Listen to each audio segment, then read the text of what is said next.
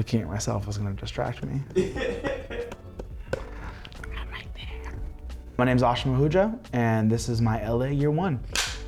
I moved to LA in 2012. I graduated college in 2010, so for about 2 years, I was actually just working film festivals and stuff, really like a year and a half. So I worked film festivals for about a year and a half, and I was up at Sundance, and I actually got a job at the Oscars. That was my first job in LA. So that was in February. I hadn't moved here yet. Right after the job, I was seeing some friends that were in town, and before going back to the Bay Area, in the idea of like, I'm probably gonna move there this summer. I'm not ready just yet.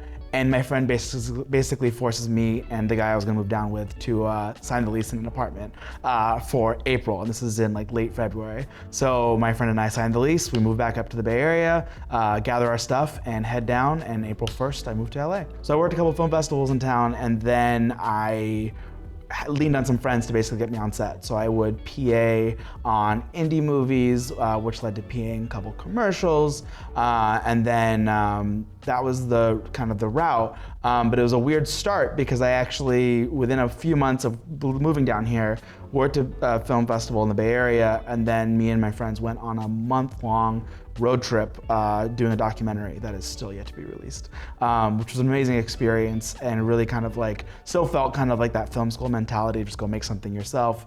Whereas coming down here, it was very much like PA, cog in the machine, not really getting paid very well. It was kind of hard finding work the first year, but obviously what helped was, having met some people, leaning on them to refer me and get me on set to wherever I can. Because really I just wanted to learn and wanted to grow and learn more what it took to like be a producer, but I really didn't want to like find like a full-time job or anything like that because I really wanted to learn from being on set. To me, that was super important. So yeah, that was most of my first year was just kind of getting on set, PAing, which was not fun. Couldn't have done it for much longer than I did, but learned a lot, obviously. I found it was super important to just kind of talk and be honest with the people around you about what you wanted and where you wanted to go.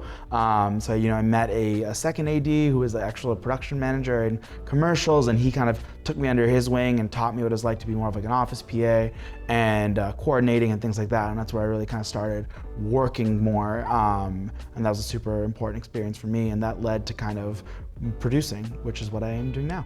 So I'm pretty thankful that my expectations were kind of in line. I never really thought I was gonna come down here and be a big shot right away or anything like that. Some of my classmates from film school definitely thought like, oh, it's gonna be no problem, come down here, I'm gonna start directing. I luckily was not under that impression, and I kind of knew I was going to be bottom of the barrel for a while, and that's what it was, and that was okay. The hardest thing, honestly, was just kind of like the money of it all, because didn't make a lot, but just kind of got by and try to have fun, because my whole mentality of this thing is that like we could have a full-time job and live anywhere else, but for choosing to do this, it should be because you love it, and there should be some fun involved. So I've always just had a good time doing it, basically. No matter if it's an overnight doing wet downs as an art PA, or doing lockups, or driving to talent to set at 3 in the morning, whatever it is, just gotta do it. So yeah, I got to work on a couple fun projects that never really saw the light of day, but that's okay.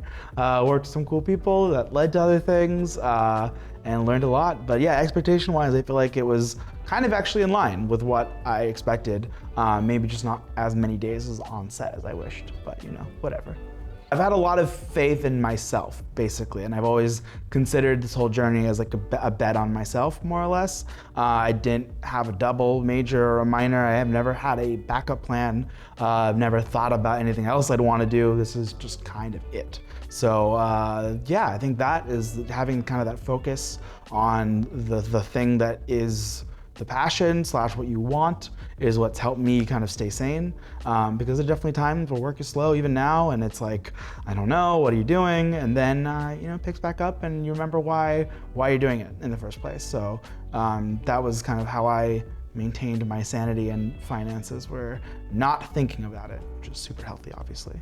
So the best first piece of advice that I remember getting living down here was actually from a producer over at Disney. When I first moved down here, by the way, that's what I wanted. I wanted to work at Disney Animation. I wanted to produce animated movies. And I got as far as getting a job, interview, I got as far as getting an interview at Disney, and I didn't get it, and I was really bummed for a minute. This was my first year or so. And I realized like, oh, I just had this like fantasy of a place and not an actual idea of the job. And that really kind of helped me get in line. Sidetrack. Best piece of advice I heard was from a producer over at Disney, and their thing was just last longer than the other person. So just persist. To me, that is number one. So many people give up early, so many people go home, so many people move on to other things because it is tough and it's not easy to just do one thing and only do that and kind of, persist. So my number one piece of advice is last longer than the next person. And then the next thing is be someone that other people can trust. So much of this industry is not really that hard, but it's about working with people and other humans, and you gotta be that kind of person that someone else wants to work with.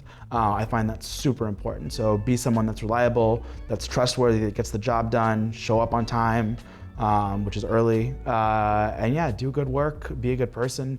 To me, those are the biggest pieces of advice that I can give. And know what you want, and try and find the joy in whatever you're doing at the moment. Because I find a lot of people, especially in this industry, are almost never happy doing what they're doing at that moment, and that takes a toll. So enjoy what you're doing at that moment, knowing it won't be forever, and enjoying the whole journey, because that's what life's about.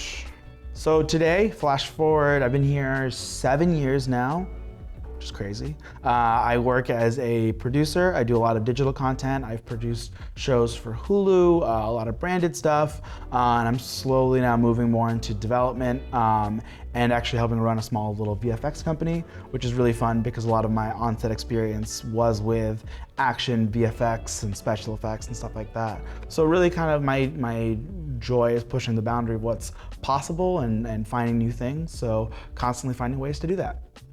That's perfect.